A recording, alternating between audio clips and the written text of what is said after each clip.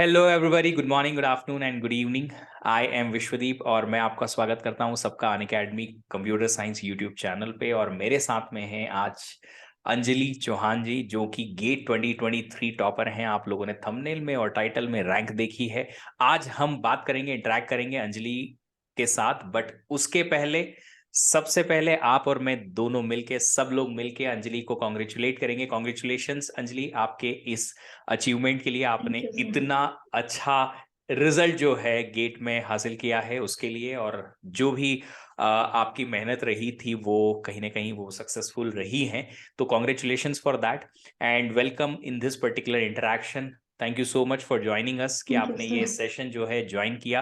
अंजलि, एक छोटा सा इंट्रोडक्शन हमारे लर्नर्स के लिए हो जाए आपका, कि आप कहाँ से हैं, आपने इंजीनियरिंग कहाँ से की, कब पास किया, आपने गेट कब शुरू किया प्रिपरेशन करना, और कितना लंबा आपका प्रिपरेशन था, इन सब के बारे में थोड़ा सा बताइए। Yeah, so I am Anjali and I am currently in my final year and I'm pursuing my BTech from UIT RGPV Bhopal. And yeah, this was my second attempt. जो पहला attempt था वो मैंने अपने थर्ड ईयर में दिया हुआ था and preparation मैंने around 14 months करी थी. You can say 8 महीने के around मैंने थर्ड ईयर में दिए थे and in my final year I prepared for around 6 months.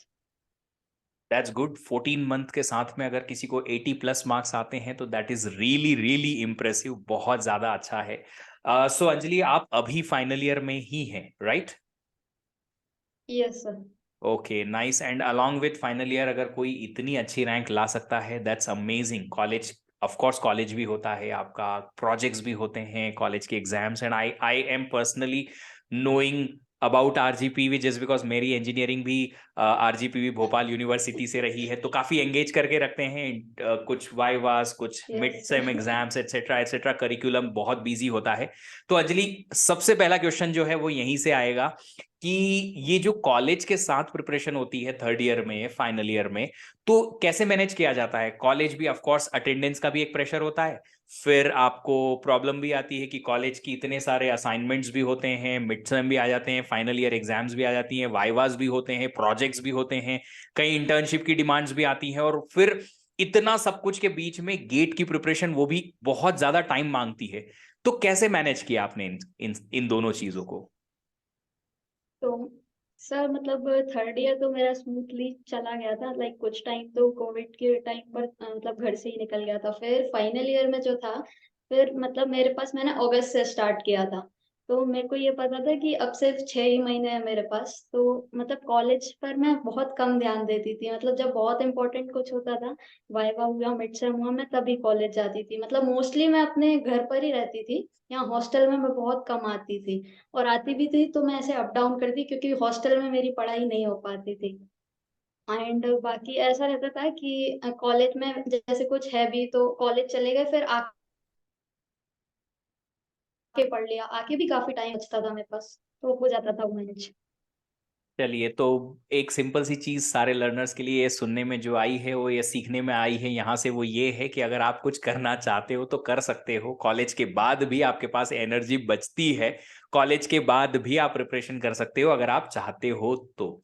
Anjali, आपको गेट एग्जाम जब आपने थर्ड ईयर में लिखा था, तब आपका क्या स्कोर था, कितने मार्क्स आपके आए थे? उस टाइम सर मेरे 51 मार्क्स थे। ओके। और रैंक क्या आई थी 51 मार्क्स के साथ में?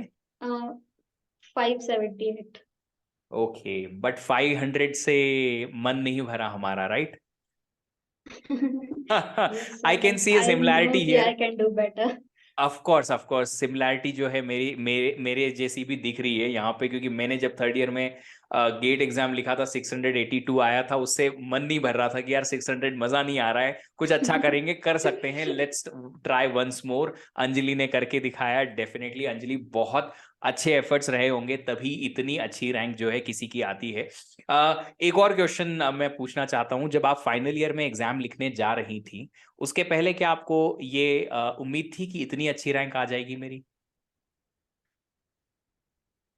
हाँ सर, काइंड ऑफ मुझे थी तो, बट ऐसा था कि मेरे को लास्ट ईयर भी थोड़ी ज्यादा एक्सपेक्टेशन थी, तो वो थोड़ा फियर ऑफ फेलियर तो रहता ही है। तो इस साल भी मुझे लग रहा था कि बस एग्जाम में मैं बहुत ज्यादा सिली मिस्टेक्स वगैरह ना कर दूं। बाकी मॉक्स वगैरह में तो आ रही थी मेरे अच्छे मार्क्स, तो मेरे को एक्सपेक्टेड था कि आ जाएगी, इस बार अंडर 100 तो आ जाएगी। चलिए अच्छी बात है। तो कहीं ना कहीं आपको, सारे लर्नर्स के लिए ये बात है कि अगर आपको अपनी प्रिपरेशन पे भरोसा होता है तो आप डेफिनेटली कुछ ना कुछ अच्छा एक्सपेक्ट करते हैं और वो कहीं ना कहीं आपकी रैंक में कन्वर्ट हो ही जाता है, अच्छे रिजल्ट में कन्वर्ट हो ही जाता है। अंजलि, कुछ और क्वेश्चन है जो लर्नर्स की तरफ से ही आते हैं, क्योंकि लर्नर्स जो हैं वो बहुत वरीड रहते हैं जब अपनी प्रिपरेशन स्टार्ट करते हैं।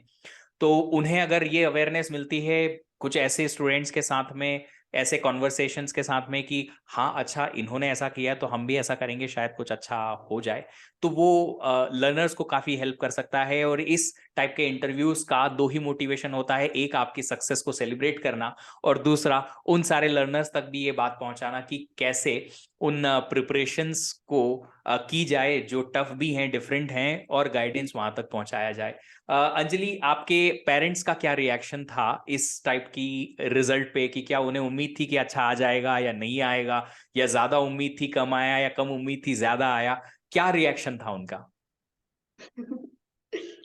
मतलब उम्मीद तो सबको काफी थी, मतलब सब देख रहे थे, काफी टाइम से प्रिपेयर कर रही थी और मैं काफी एफर्ट्स भी डाल रही थी इस साल, तो उम्मीद तो सबको काफी थी और फिर खुश भी हो गए सब, काफी खुश थे। तो अब हम उन सारे रिलेटिव्स और फ्रेंड्स को मैसेज कर सकते हैं, राइट, कि देख लीजिए, आप जो पूछ रहे थे कि क्या हुआ गेट का, क्या हुआ, अच्छा रिजल्ट आ गया है। आसपास के काफी सारे लोग होते हैं जो चाहे हमारे अच्छे के लिए ही सही या किसी भी रीजन की वजह से हमसे पूछते जरूर रहते हैं कि आप करियर में क्या करते हैं, क्या कर रहे हैं। एंड यस, जब हम करके दिखाते हैं वो कॉन्फिडेंस ही अलग होता है, राइट। Yes sir. चलिए, तो अंजलि, आपके फ्यूचर प्लान्स क्या हैं अभी? आपका क्या मन है, आप कहाँ जाएंगे, एमटेक कैसे करेंगे, किस तरीके से करेंगे, आपके क्या प्लान्स हैं फ्यूचर में, कुछ बनाए हैं आपने अभी? हाँ तो अभी राइट नाउ तो मतलब एमटेक के ही प्लान है, बाकी अभी तो कंफ्यूजन है आईआईटी बॉम्बे और आईआईएससी में। पहले तो पूरा आईआईटी बॉम्बे का ही मन बना लिया था, बट अभी रिजल्ट के बाद से मेरे को थोड़ा आईआईएससी जाने का मन होने लगा, तो देखते हैं। ओके, तो आईआईएससी के लिए 30% रिटर्न टेस्ट का भी वेटेज होता है, तो आप उसको थोड़ा सा प्रिपेयर करिए यस सर। और देखिए, अगर दो, वैसे मुझे उम्मीद है, 100% उम्मीद है कि दोनों में एडमिशन हो जाएगा। बट थोड़ा सा और क्लैरिटी ऑफ थॉट्स आपके पास आ जाएंगे अगर आप थोड़ा सा दोनों कॉलेजेस की स्टडीज पैटर्न और रिसर्च पैटर्न, जो कोर्स वर्क होता है, उसको थोड़ा सा और अच्छे से एक्सप्लोर करेंगे, तो definitely you will have a better option. देखिए, ऐसा होता है जब आपके पास ऑप्शन भी हो तो ऐसे दो ऑप्शन होने चाहिए, आईआईएससी बैंगलोर और आईआईटी बॉम्बे। ऐसे दो ऑप्शन हो तो कंफ्यूजन बनता भी है बॉस कि यार कहाँ जाए, दोनों में एमटेक मिलेगा क्या, दोनों में कर सकते हैं क्या? तो आप सब लोगों के लिए, जो लर्नर इस वीडियो को सुन रहे हैं, उसके लिए भी यही बात है कि यार ऑप्शन रखो तो ऐसे रखो, ताकि आपको अगर कंफ्यूजन भी हो तो वो हैप्पी वाला कंफ्यूजन हो, तकलीफ देने वाला ना हो कि ये कॉलेज में जाएं या वहां जाएं। अच्छा वाला ऑप्शन आपके पास होना चाहिए। चले, अंजलि से और भी काफी सारे क्वेश्चंस हमारे लर्नर्स के रहेंगे, वो सारे मैं एक एक करके आपसे पूछता हूँ। तो अंजलि, आप ये बताइए कि जो ये प्रिपरेशन की जर्नी आपकी थी, इस प्रिपरेशन जर्नी में डेफिनेटली हर किसी को फील होता है कि थोड़ा लो फील हो रहा है, अन अन थोड़ा कंसिस्टेंसी ब्रेक हो रही है, डिमोटिवेट फील हो रहा है। तो ये ऐसी फीलिंग्स को आपने कैसे कोप अप किया? तो ये तो सर मतलब सबके साथ होता है, हर कोई मतलब एक ना एक दिन तो लो फील करता है अपनी मतलब प्रिपरेशन में। काफी ऐसे फेजेस आते हैं, मेरे साथ भी हुआ था, मतलब एंड सेम के टाइम जब मैं नहीं पढ़ पाती थी। तो मतलब यही था, मैं बहुत ज्यादा देर तक उसको रखती नहीं थी। एक दो घंटे हो गया कुछ, मतलब मूड फ्रेश कर लिया, कुछ ऐसी चीज कर ली जिससे मतलब फिर उसके बाद एक दो घंटे बाद में फिर वापस पढ़ने में आ जाती थी। तो मतलब यही है कि लो तो सबको फील होता है, बट मतलब अपने आप को पुश करते रहो थोड़ा थोड़ा। मतलब मैंने भी एक वीडियो में ये देखा था कि जब आप बहुत मोटिवेटेड होते हो तब तो आप 8-10 घंटे आराम से कोई भी पढ़ लेता है। जब आप अपना लो फेस में होते हो ना, तब अपने आप को थोड़ा पुश करो पढ़ने के लिए, और फिर वो फीलिंग ही अलग होती है। तो मतलब मैं मेनली क्या करती थी, जिस दिन मेरा बिल्कुल भी मन नहीं लग रहा पढ़ने में, मेरे एंड से मैं पूरा दिन उसमें निकल जा रहा है, तो मैं क्या करती थी, एक टेस्ट दे देती थी रात में, या जब भी मेरे को टाइम मिला, भले वो 45 मिनट्स का टॉपिक वाइज टेस्ट हो, मैं एक टेस्ट दे देती थी। तो उससे क्या होता है कि मतलब ऐसा बन जाता है कि आप कंसिस्टेंट हो, कुछ तो किया है मैंने दिन में।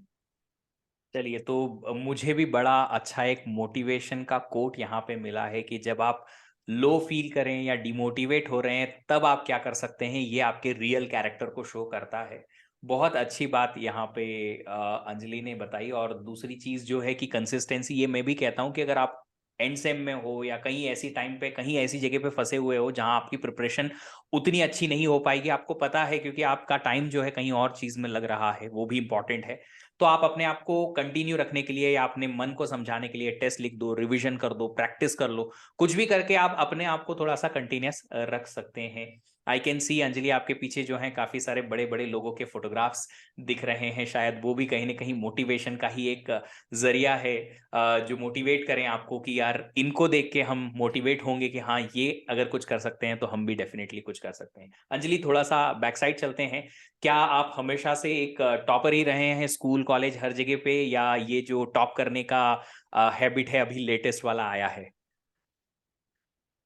सर आई विल से कि स्कूल में तो मैं स्कॉलर थी, बट कॉलेज में आके फिर मतलब कॉलेज में तो मेरी 2 बैकलॉग भी लगी हैं अभी रिसेंट सेमेस्टर में। गेट 2022 के बाद भी मेरी 2 बैक लगी हुई है।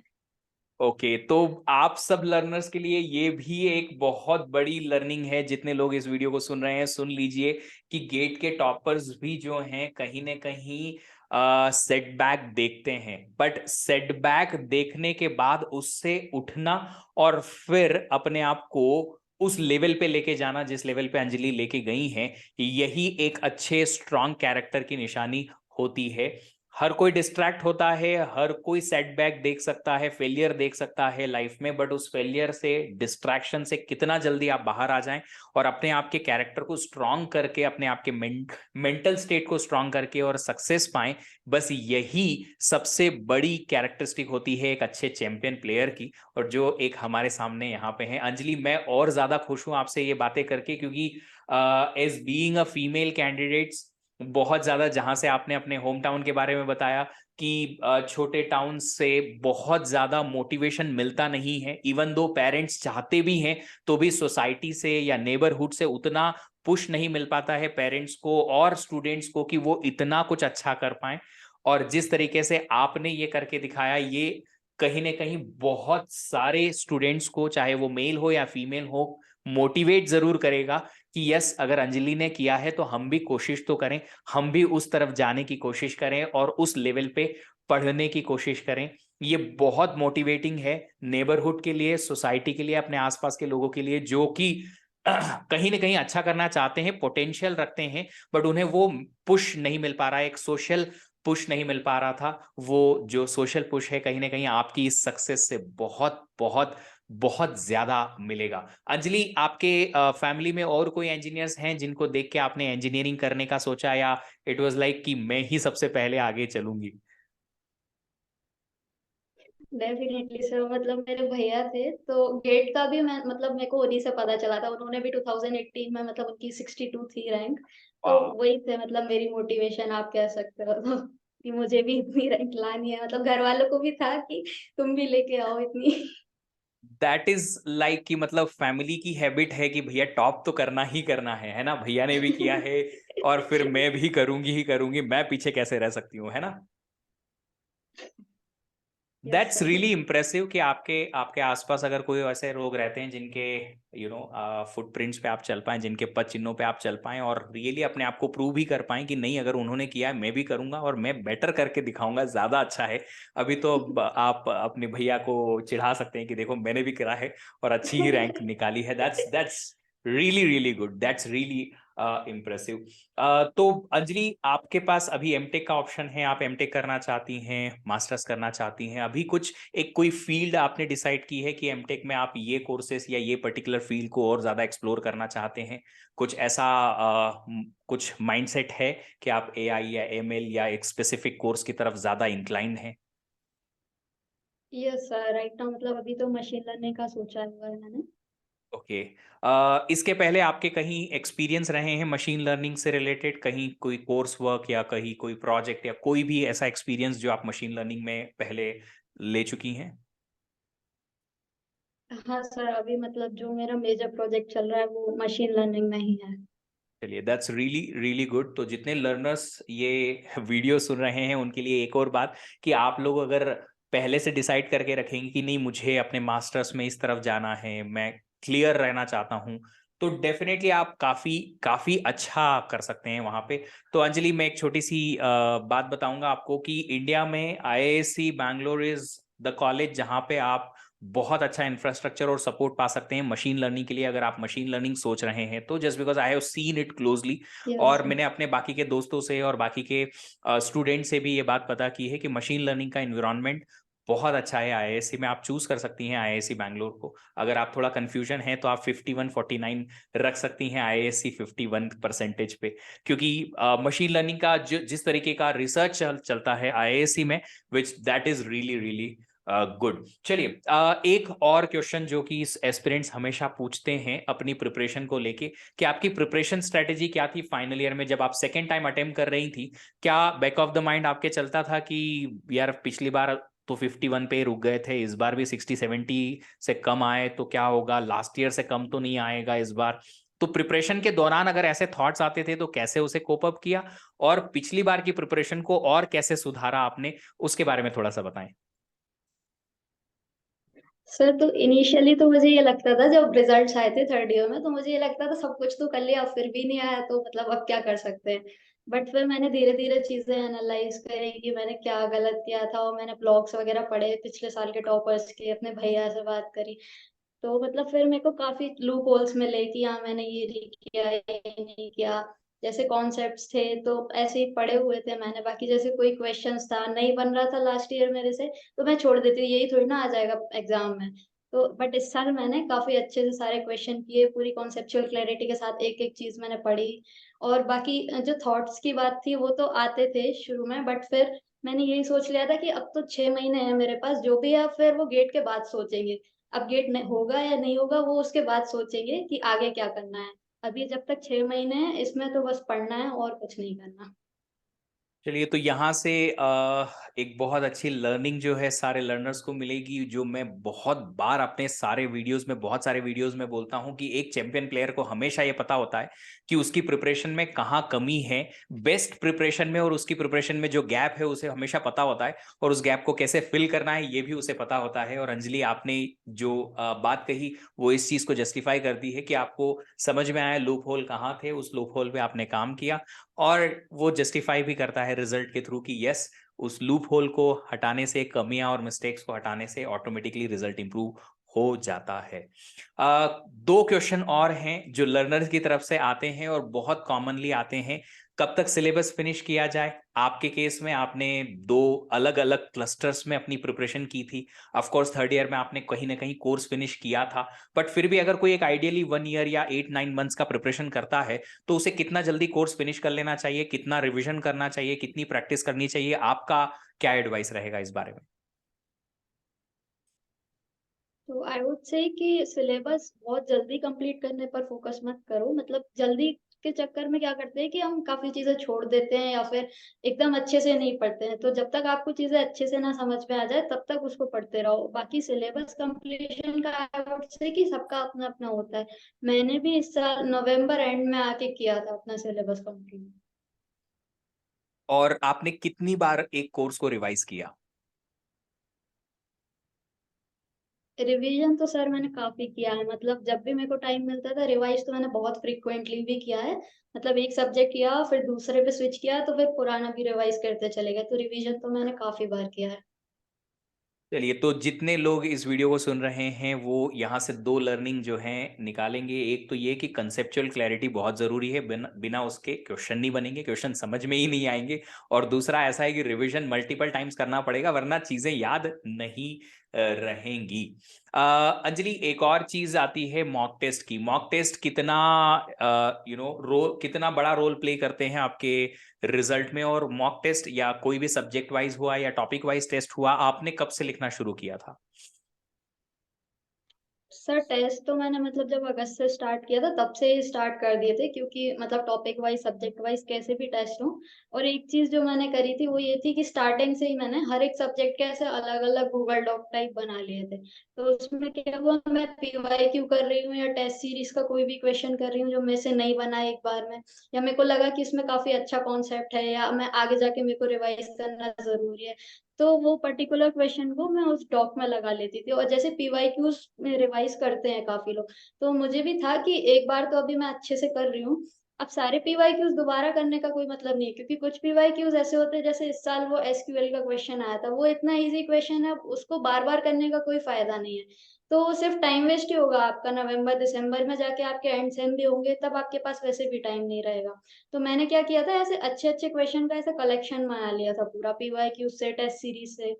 और अलोंग विद दैट मैंने उसमें अपनी मिस्टेक्स भी लिख ली थी कि मैंने क्या किया था या मुझे क्या नहीं करना है एक्चुअल एग्जाम में जाके। तो ऐसे मेरे पास हर सब्जेक्ट के अलग अलग डॉक्यूमेंट्स थे, और अलोंग विद दैट एक मिस्टेक्स का ही था प्रॉपर पूरा। तो शुरू से मतलब अगस्त से लेके पूरा जनवरी तक जब मैंने टेस्ट दिए कुछ भी किया, जो मेरी पूरी जर्नी में मिस्टेक्स थी वो उसमें सब लिखी हुई थी, और वो मैं उनको भी रिवाइज करती रहती थी साइड बाय साइड। मुझे एक छोटा सा तो मीम इससे यहाँ मतलब आपकी, काफी हेल्प हुई मुझे। ओके ग्रेट, एक छोटा सा मीम यहाँ पे बड़ा याद आ रहा है आपकी इन बातों से। जो एक वेब सीरीज का है, देख रहा है ना विनोद, एंड समथिंग समथिंग, तो बाकी सब लोगों के लिए देख लो आप सब लोग कि एक जो टॉपर है उसका विजन कितनी दूर का होता है, अवेयरनेस जो चीज होती है वो कितनी अच्छी होती है कि पता है सारे क्वेश्चन काम के नहीं है वापस से दोबारा देखना। तो अलग से डॉक्यूमेंट बनाया गया जिस डॉक्यूमेंट में सिर्फ वही क्वेश्चन थे जहां से कुछ नया सीखने को मिला, या जिस क्वेश्चन को पहली बार में सॉल्व नहीं कर पाए, या फिर ऐसे क्वेश्चन पीवाईक्यू के टेस्ट सीरीज के जो सेकेंड टाइम देखना वर्दी है, उन्हीं का एक डॉक्यूमेंट बनाया गया ताकि उन्हें देख के और रियली वापस से रिकॉल कर लिया जाए, ताकि अगर उसी टाइप का या सिमिलर सिमिलर क्वेश्चन या कहीं उसी कंसेप्ट से कोई क्वेश्चन आता है तो वो बन जाए, फिर नेक्स्ट टाइम हम उसमें अटके ना। ये अवेयरनेस और ये विजन जो है तभी आता है जब आप एक्चुअली घुस के पढ़ाई करते हो और आपको पता है कि 6 महीने बाद आपको क्या लगेगा, 5 महीने बाद आपको किस चीज की ज्यादा जरूरत होगी। अंजलि, ये आपकी जो बातें थी बहुत मोटिवेटिंग है, आपका रिजल्ट तो डेफिनेटली बहुत ज्यादा मोटिवेटिंग है सब लोगों के लिए। बट आपकी जो प्रिपरेशन जर्नी है और इस प्रिपरेशन में आपने जिन ट्रिक्स को या जो छोटी छोटी चीजों को यूज किया है ताकि आप अच्छा रैंक ला पाए, ये भी काफी इंप्रेसिव है। क्योंकि आप एक जो प्रिपरेशन करते हैं और आपकी प्रिपरेशन की प्रोसेस अगर अच्छी होती है तो कहीं ना कहीं एंड रिजल्ट भी अच्छा आता है, ये इससे जस्टिफाई होता है। एक लास्ट क्वेश्चन जो यहाँ मैं आपसे पूछूंगा वो ये है कि आप अगर किसी गेट एस्पिरेंट को जो अपकमिंग गेट एग्जाम लिखने वाले हैं उनको अगर एडवाइस देना चाहते हैं तो आपकी क्या एडवाइस होगी? आई वुड से कि मतलब काम होके पढ़ो एकदम, और मतलब जो भी आपके थॉट्स माइंड में आ रहे हो उनको सिर्फ तब तक के लिए डिले कर दो जब तक आपका एग्जाम नहीं हो रहा है। जो कुछ होगा वो एग्जाम के बाद देखना। फिर मतलब लाइक होता है ना कि नहीं हुआ तो क्या करेंगे, फिर क्या होगा, तो फिर वो एग्जाम के बाद देखो। और लाइक पीवाईक्यूज अच्छे से सॉल्व करो, पूरे टेस्ट को मतलब अपने एनालाइज करो, सिर्फ ये नहीं है कि टेस्ट दे दिया और हो गया, उनको एनालाइज करो, उनसे सीखो, तब तो उनका कुछ मतलब है, वरना तो फिर टेस्ट तो बहुत लोग देते हैं। चलिए, तो गलती से सीखना है आप सब लोगों को और नेगेटिव थॉट्स को साइडलाइन कर देना है जब तक कि गेट एग्जाम हो ना जाए तब तक। और भी ऐसी बहुत सारी लर्निंग्स हमने इस वीडियो सेशन, इस इंटरेक्शन सेशन के साथ लिया। अंजलि, आपको बहुत बहुत बधाइयां एक बार और फिर से, बाकी सब लोग भी जरूर कॉन्ग्रेचुलेट कीजिएगा हमारे लर्नर को सर जिन जो वीडियो ये देख रहे हैं।